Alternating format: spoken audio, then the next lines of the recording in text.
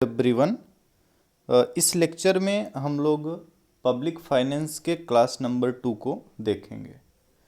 और class number 2 की जो आपको नोट्स दी गई है वो तो दी गई है। यहाँ पे जो मैं आपको पढ़ाऊँगा वो मैं आपको लिख के पढ़ाऊँगा, तो इसलिए बेहतर है कि अगर आप भी जो है ऐसे ही बैठ गए हों इस वीडियो को देखने, तो उससे पहले आप अपना एक कॉपी और पेन लेके बैठ जाइए।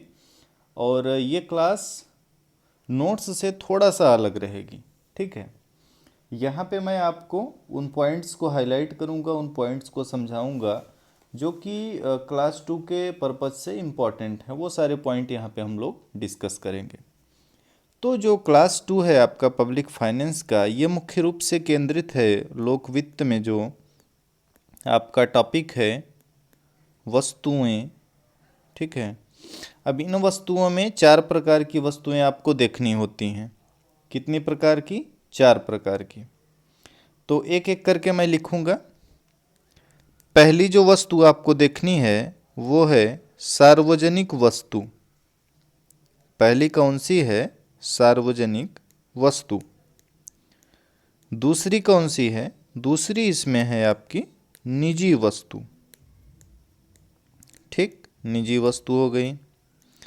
उसके बाद जो तीसरा प्रकार मिलता है वो मिलता है इन दोनों से मिला जुला। इसे हम लोग क्या बोलेंगे? इसे हम लोग बोलते हैं मिश्रित वस्तु। क्या बोलते हैं? मिश्रित वस्तु। और जो चौथा प्रकार देखने को मिलता है इन वस्तुओं के संबंध में वो है मेरिट वस्तु। तो आज के इस लेक्चर में हम लोग इन चारों प्रकार की वस्तुओं का अध्ययन करेंगे और इससे संबंधित जो प्रश्न आपके नेट एग्जाम में पूछ सकता है उस बारे में बात करेंगे, ठीक है। तो ये 4 प्रकार की वस्तुएं हैं। ध्यान से अगर आप सुनेंगे, ध्यान से अगर पढ़ेंगे, तो मुझे लगता है कि ये लेक्चर आपको भूलेगा नहीं, और परीक्षा में अगर इससे संबंधित क्वेश्चन आएगा तो आप उसे ज़रूर सही करके आएंगे, ठीक। तो ये चारों प्रकार अब आपको याद हो गए होंगे कि पब्लिक फाइनेंस के अंतर्गत हम लोग मुख्य रूप से इन 4 प्रकार की वस्तुओं को पढ़ते हैं या फिर देखते हैं, ठीक। अब चलिए शुरू करते हैं। थोड़ा सा ये समझिए कि लोक वस्तु क्या होती है। लोक वस्तु, लोक वस्तु का तात्पर्य इस प्रकार की वस्तु से होता है जिसका जो लाभ होगा, ठीक है। अगर हम लोग बात करें लोक वस्तु के बारे में, लोक वस्तु, तो लोक वस्तु का जो लाभ होता है, लोक वस्तु का लाभ क्या होता है? अविभाज्य होता है, अविभाज्य, ठीक है। साथ ही साथ इसमें और क्या गुण होता है? इसमें और गुण होता है कि इसका लाभ अविभाज्य होने के साथ साथ संपूर्ण समाज को प्राप्त होता है, ठीक है। किसको? संपूर्ण समाज को, मतलब समाज में रहने वाले सभी लोगों को इसका लाभ प्राप्त होता है। और इसमें ये भी होता है कि कोई व्यक्ति अगर चाहे तो इस वस्तु का उपभोग करे या न करना चाहे, लेकिन ये प्राप्त होता ही होता है। इसको उदाहरण के माध्यम से आप समझ सकेंगे। जैसे कि सरकार के द्वारा आपको क्या उपलब्ध कराई जाती है? जन स्वास्थ्य सेवा, जन स्वास्थ्य सेवा। अब ये जो जन स्वास्थ्य सेवा है ये सरकार आपको देती है। अब यह आपके ऊपर निर्भर है कि आप इसका उपयोग या उपभोग करेंगे कि नहीं करेंगे, ठीक है। और इस प्रकार की सेवाओं से क्या होता है, या इस प्रकार के क्रियाकलापों से एक प्रकार के बाह्य लाभ का सृजन होता है। बाह्य लाभ का क्या होता है? सृजन होता है, ठीक। और ऐसे लाभ का उपयोग जो है, ऐसे लाभ का उपयोग या उपभोग वे लोग करते हैं जो इनके लिए भुगतान करते हैं, और वे लोग भी करते हैं जो इनके लिए भुगतान नहीं करते हैं। तो यहाँ पे लाभ का फिर बिखराव भी हो जाता है, ठीक। तो ये लोक वस्तु के बारे में थोड़ा सा मैंने आपको परिचय दिया। अब इतना आप समझ गए होंगे, 4 प्रकार की वस्तुओं को पढ़ना है आपको। अब जो है इन चारों का हम लोग अलग अलग करके अध्ययन करेंगे, और यहाँ से जो प्रश्न बनेगा उस पर भी हम लोग डिस्कशन अपना करेंगे, ठीक है। तो अब पहला पहला क्या लिया जाएगा, पहला चलिए हम लोग लेके चलते हैं कि विशुद्ध निजी। अब जैसे हम लोगों ने देखा ना कि निजी वस्तु को देखा या सार्वजनिक वस्तु को, तो वो विशुद्ध होता है असल में। ठीक है, पब्लिक फाइनेंस में उसको, जैसे कि हमने आपसे यहाँ पे बोला सार्वजनिक वस्तु, लेकिन पब्लिक फाइनेंस में उसको क्या बोला जाता है, विशुद्ध सार्वजनिक वस्तु। क्या बोला जाता है, विशुद्ध सार्वजनिक वस्तु। इंग्लिश में इसे अगर आप देखेंगे तो इसे बोलेंगे प्योर पब्लिक गुड्स। ठीक है, क्या बोलेंगे, pure public goods, pure public goods. ठीक, इसी प्रकार से निजी वाले में क्या हो जाएगा आपका, pure private goods, pure private goods. और मिक्स्ड जो होता है वो इन दोनों को मिला करके बनता है, अभी आगे आप देखेंगे। मिक्स्ड वाला जो होगा, मिक्स्ड गुड्स, वो इन दोनों का मिला जुला रूप है। और एक और होता है आपका मेरिट गुड्स, मेरिट गुड्स। ठीक, तो अब सबसे पहले चलिए हम लोग देखेंगे। ठीक है, इतना आप समझ गए होंगे, लिखना चाहें तो इसको आप लिख सकते हैं या सीधे अपने दिमाग में नोट कीजिए। ठीक है, दिमाग में नोट कीजिए, उसके बाद बैठ के अपना लिखिएगा। तो अब चलिए इस क्रम में हम लोग समझते हैं कि भाई ये प्योर पब्लिक गुड्स और प्योर प्राइवेट गुड्स ये सब होती क्या है। तो पहला हम लोग देखेंगे प्योर प्राइवेट गुड्स। इसे हिंदी में क्या बोलेंगे, विशुद्ध निजी वस्तुएं। ठीक है, अब समझिए इसको। ऐसी वस्तुएं विशुद्ध निजी वस्तुएं कही जाती हैं जिनकी व्यवस्था बाजार के द्वारा हो। ठीक है, मार्केट। ठीक है, इनकी व्यवस्था कैसे होगी, बाजार के द्वारा हो, बाजार के द्वारा, सरकार के द्वारा नहीं हो रही, बाजार के द्वारा हो रही है। इनकी व्यवस्था बाजार के द्वारा हो रही है और बाजार से ही इनकी कीमत, क्या कहते हैं, इनकी कीमत निर्धारित होती है। कीमत कैसे, बाजार के द्वारा निर्धारित होगी, इसी कीमत पे इनका विनिमय होगा। तो इस प्रकार अब इसमें देखने को क्या मिलता है कि एक ऐसा व्यक्ति जो कि इस वस्तु के लिए कीमत देगा, ठीक है, कीमत देने को तैयार रहेगा, वो तो इस वस्तु का उपभोग कर पाएगा। कीमत अगर देगा तो उपभोग करेगा, कीमत अगर देगा तो उपभोग करेगा। कीमत अगर वो व्यक्ति नहीं देगा तो उपभोग भी वो व्यक्ति नहीं करेगा या नहीं कर पाएगा। ऐसे आप बोल सकते हैं कि अगर कीमत नहीं दे रहा है तो क्या होगा कि उपभोग से वंचित रह जाएगा, उपभोग से वंचित। ठीक, तो ये गुण होता है प्योर प्राइवेट गुड्स का, कि जो व्यक्ति इसकी निर्धारित कीमत देने में सक्षम है वो तो इसका उपभोग कर पाएगा, बट जो इसके लिए निर्धारित कीमत देने में सक्षम नहीं है वो इसका उपभोग नहीं कर पाएगा, यानी कि इसके उपभोग से वंचित रह जाएगा। एक और इसका गुण होता है कि जो प्योर प्राइवेट गुड्स होती हैं इनका सामूहिक उपभोग नहीं होता है, सामूहिक उपभोग इनका नहीं होता है। ठीक है, सामूहिक उपभोग नहीं होता है। और इन वस्तुओं के संबंध में एक और गुण होगा। ठीक है, वो गुण क्या होगा कि एक व्यक्ति, ठीक है, अगर मान लीजिए व्यक्ति ए को ले लें तो व्यक्ति ए का अगर कंजम्पशन बढ़ रहा है तो ये बात क्लियर हो जाएगी कि और जो भी व्यक्ति बचे हुए होंगे, चाहे वो आपके बी होंगे, सी होंगे, डी होंगे, इन सभी का कंजम्पशन फिर कम होगा। क्यों? क्योंकि एक दूसरे से ये संबंधित है। और ऐसी वस्तुओं का उपभोग जो होता है, ऐसी वस्तुओं का उपभोग प्रतिद्वंदिता युक्त होता है। ऐसी वस्तुओं का उपभोग क्या होगा, प्रतिद्वंदिता युक्त, कंपटीशन कुल मिला के।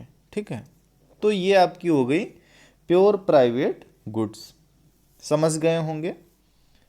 किसी भी ऐसी वस्तु का उदाहरण ले लें जो कि मार्केट में मिलती है और सरकार, कुल मिला के ऐसी वस्तुएं या सेवाएं जिनकी व्यवस्था सरकार नहीं कर रही है, तो वो आपकी हो जाएंगी प्योर प्राइवेट गुड्स। यहाँ पे आप कीमत देंगे तो उपभोग कर पाएंगे, कीमत नहीं देंगे तो उपभोग नहीं कर पाएंगे। यहाँ पे सामूहिक उपभोग भी संभव नहीं है। यहाँ पे किसी एक व्यक्ति के उपभोग में अगर वृद्धि हो रही है तो दूसरे व्यक्ति के उपभोग में आवश्यक रूप से कमी होगी। ठीक, ये कुछ गुण हो गए प्योर प्राइवेट गुड्स के।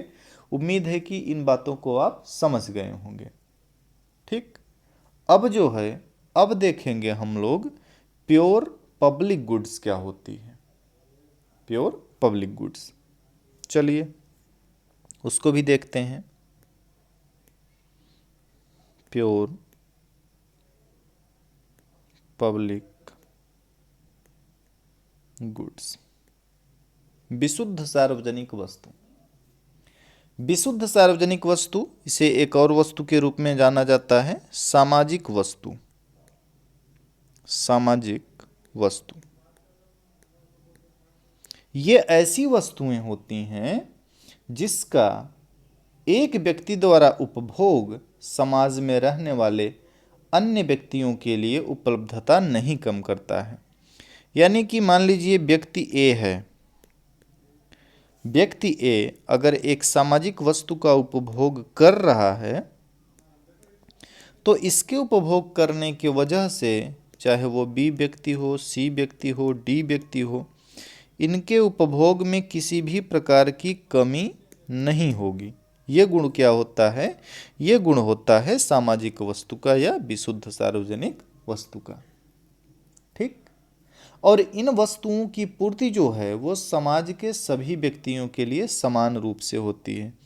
इनकी पूर्ति जो होगी, इनकी पूर्ति कैसी होगी? समाज में या समाज के सभी व्यक्तियों के लिए समान रूप से होगी। और प्राइवेट गुड में क्या होता था? वहाँ पे ये होता था कि भाई जो पे करेगा वही उपभोग कर पाएगा, जो भुगतान करेगा वही उपभोग करेगा, जो भुगतान नहीं करेगा वो उपभोग नहीं कर पाएगा। जबकि यहाँ पे क्या है? यहाँ पे ये है कि आपको ये सुविधा मिलेगी, आप भुगतान कर रहे हैं या नहीं कर रहे हैं, इससे बहुत ज़्यादा मतलब यहाँ पे नहीं है। आपके उपभोग करने से अगले के ऊपर कोई इफेक्ट नहीं पड़ेगा। तो ये हो गई आपकी प्योर पब्लिक गुड्स। ठीक है, अब ये जो प्योर पब्लिक गुड्स होती है इसकी व्यवस्था बजट के द्वारा होती है। मतलब कुल मिला के ऐसे समझे ना कि सरकार के द्वारा ये होती है व्यवस्था। और वो क्या था? प्राइवेट गुड्स, वो आपका निजी क्षेत्र में था, उसे आप कह सकते हैं कि बिजनेसमैन के द्वारा चलता था। ये सरकार के द्वारा बजट के माध्यम से इसकी व्यवस्था की जाती है। कैसे? बजट के माध्यम से। ठीक है, इसकी दो विशेषताएं होती हैं, इसकी दो विशेषताएं होती हैं। यहाँ पे मैं शॉर्ट में लिख दे रहा हूँ। पहली विशेषता इसकी होती है प्रतिद्वंदिता रहित उपभोग। यानी कि प्रतिद्वंदिता का इंग्लिश आप समझें कंपटीशन। प्रतिद्वंदिता रहित उपभोग। ठीक है, और प्राइवेट में क्या होता था? वहां पे प्रतिद्वंदिता होती थी, यहाँ पे प्रतिद्वंदिता रहित है, यानी प्रतिद्वंदिता नहीं है। दूसरा, अपवर्जन नहीं। यहीं से प्रश्न आपसे नेट में पूछा था, अभी मैं आपको एक दिखाऊंगा टेबल के माध्यम से, तो और अच्छे से आप इसको समझ पाएंगे। ठीक है, तो ये दो विशेषताएं आप जो है याद रखेंगे। ठीक, अब सार्वजनिक वस्तु वाला भी आपका कॉन्सेप्ट हो जाता है। अब चलिए थोड़ा सा मिक्स्ड वस्तुओं के बारे में समझते हैं। देखिए, वास्तविक संसार में जो मिक्स्ड गुड्स की बात करेंगे अगर आप, तो वास्तविक संसार में न तो शुद्ध निजी वस्तु मिलती है और न ही शुद्ध सार्वजनिक वस्तु मिलती है। ठीक है, बल्कि जो मिलती हैं वस्तुएं वे इन दोनों की मिली जुली रूप होती हैं, और इसी मिले जुले रूप को क्या बोला जाता है? मिक्स्ड गुड्स बोला जाता है, मिश्रित वस्तुएं। तो जब वस्तु न तो शुद्ध निजी वस्तु हो और न ही शुद्ध रूप से सार्वजनिक वस्तु हो, बल्कि उसमें सार्वजनिक वाला भी लक्षण दिख जाए और निजीपन का भी लक्षण दिख जाए, तो इसी को बोलते हैं मिक्स्ड गुड्स, दोनों का मिला जुला रूप। उम्मीद है कि आप इसको समझ गए होंगे। ठीक, उसके बाद अब 4 लाइन यहाँ पे लिखूंगा, ठीक है, और उससे आपका काफ़ी कुछ क्लियर हो जाएगा। 4 पॉइंट लिखूंगा। इसमें पहला जो पॉइंट है वो ये, अब यहीं से क्वेश्चन आपके नेट एग्जाम में पूछा था। पहला पॉइंट, अगर वस्तुओं के संबंध में ये स्थिति मिले कि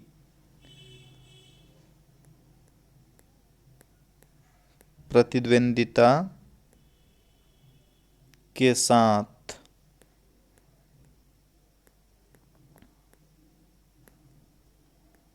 अपवर्जन, प्रतिद्वंदिता के साथ अगर अपवर्जन है तो यह किस प्रकार की वस्तु का लक्षण कहा जाएगा? यह लक्षण कहा जाएगा शुद्ध निजी वस्तु, शुद्ध निजी वस्तु। ये पहला पॉइंट हो गया। दूसरा पॉइंट है प्रतिद्वंदिता के साथ अनअपवर्जन,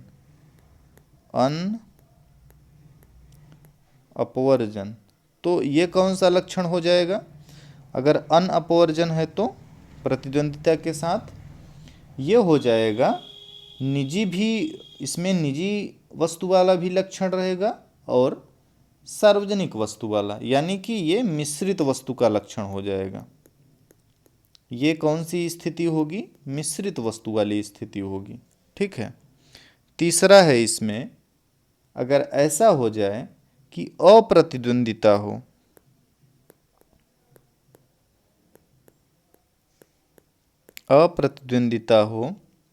और इसके साथ साथ, अप्रतिद्वंदिता के साथ और क्या देखने को मिले? अपवर्जन, अप्रतिद्वंदिता के साथ अपवर्जन, तो ये भी क्या है? इसमें भी निजी का भी लक्षण रहेगा और सार्वजनिकता वाला भी, यानी कि ये भी जो है मिश्रित वस्तु का लक्षण हो जाएगा। ठीक है, मिश्रित वस्तु। ये जो लाइन है ना, अब चौथा पॉइंट हो गया। और ये चारों के चारों पॉइंट बहुत महत्वपूर्ण है नेट की परीक्षा के पर्पज से। चौथा पॉइंट क्या बोलता है?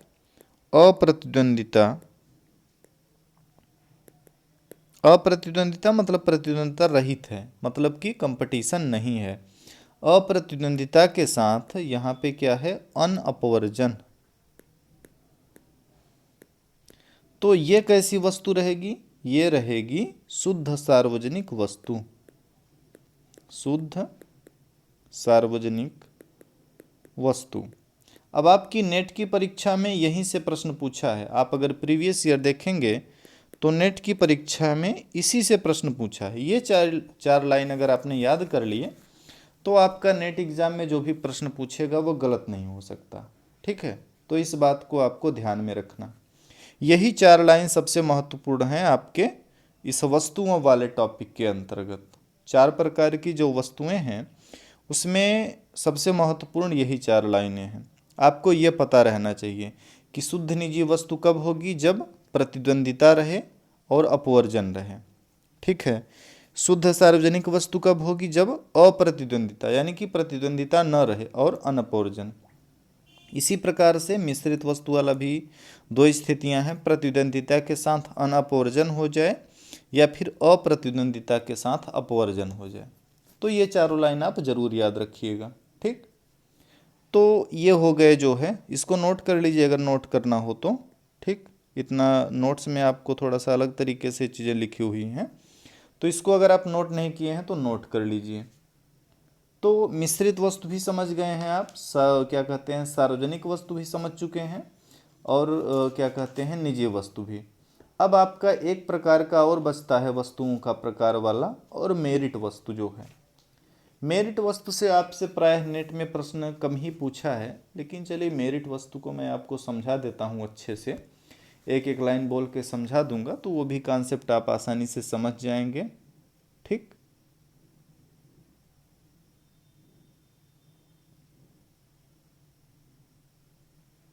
इसको नोट कर चुके होंगे। चलिए इसको मैं क्लियर करता हूँ। हाँ, अब जो चौथा प्रकार वस्तु का है वो है मेरिट गुड्स। सार्वजनिक वस्तु भी आसान था, निजी वस्तु भी आसान था, दोनों का मिला जुला मिक्स्ड जो वाला था, मिश्रित वाला, वो भी आसान। मेरिट वस्तु एक प्रकार की ऐसी वस्तु होती है जिसके संबंध में इनसे प्राप्त होने वाले सामाजिक लाभ के कारण ये माना जाता है कि ये वस्तुएं विस्तृत रूप से लोगों को उपलब्ध होनी चाहिए। इनके संबंध में क्या होता है कि ये उपलब्ध होनी चाहिए। उपलब्ध होनी चाहिए कैसे? विस्तृत रूप में। ये इन वस्तुओं के संबंध में माना जाता है कि ये विस्तृत रूप से लोगों को उपलब्ध होनी चाहिए। और ऐसी जो वस्तुएं होती हैं ये पब्लिक नहीं होती हैं, मतलब कि पब्लिक गुड्स नहीं होती हैं। ठीक है, पब्लिक गुड्स नहीं होंगी, लेकिन इस प्रकार की ये प्राइवेट गुड्स होती हैं। इस प्रकार की प्राइवेट गुड्स होंगी ये जिनकी व्यवस्था सामाजिक दृष्टि से वांछनीयता के कारण कुछ वर्ग विशेष के लिए बजट के माध्यम से, यानी ऐसी प्राइवेट वस्तुएं होंगी कि इनकी व्यवस्था बजट के माध्यम से ही की जाएगी, लेकिन ये रहेंगी प्राइवेट ही। तो इसी प्रकार की वस्तुएं क्या होती हैं? Merit goods. आमतौर पे आपने क्या कहते हैं, सार्वजनिक वस्तु के बारे में ऐसा पढ़ा था कि सार्वजनिक वस्तु की व्यवस्था जो है बजट के माध्यम से की जाती है, लेकिन मेरिट वस्तुएं ऐसी प्राइवेट वस्तुएं या निजी वस्तुएं होती हैं जिनकी व्यवस्था बजट के माध्यम से की जाती है। इस संबंध में मसग्रेव का कहना था, मसग्रेव ने इस बारे में क्या बोला था? मसग्रेव ने बोला कि कुछ इस प्रकार की वस्तुएं होती हैं जो कि इतनी उत्कृष्ट होती हैं कि उनकी व्यवस्था सामाजिक या सार्वजनिक वस्तुओं की तरह बजट से की जाती है। मसग्रेव ने बोला कि कुछ वस्तुएं जो होती हैं वो काफ़ी उत्कृष्ट होती हैं। क्या होती हैं? काफ़ी उत्कृष्ट होती हैं, मतलब बहुत ज़्यादा उत्कृष्ट, और इनकी व्यवस्था सामाजिक या सार्वजनिक वस्तुओं की तरह जो है इनकी व्यवस्था कैसे की जाएगी? इनकी व्यवस्था बजट के माध्यम से की जाती है, सरकारी बजट के माध्यम से। लेकिन इनकी व्यवस्था करते समय उपभोक्ताओं के प्रेफरेंस को ध्यान में नहीं रखा जाता।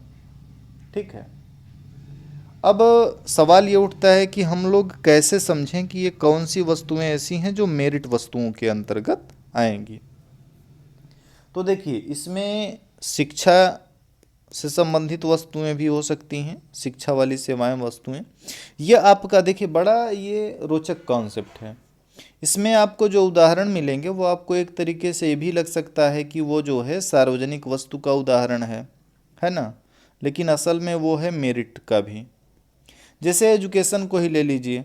अब शिक्षा जो है पूरी तरीके से सरकारी भी होती है और शिक्षा ऐसी भी होती है प्राइवेट, और इसको फंड कौन देगा? गवर्नमेंट देगी। ठीक है, अब अगर जैसे कि बात करें ना, हर एक स्टेट में कुछ एडेड कॉलेज होते हैं, एडेड, तो इनको फंड कौन देता है? गवर्नमेंट देती है। जबकि चलाता कौन है? मैनेजमेंट इनको चलाता है।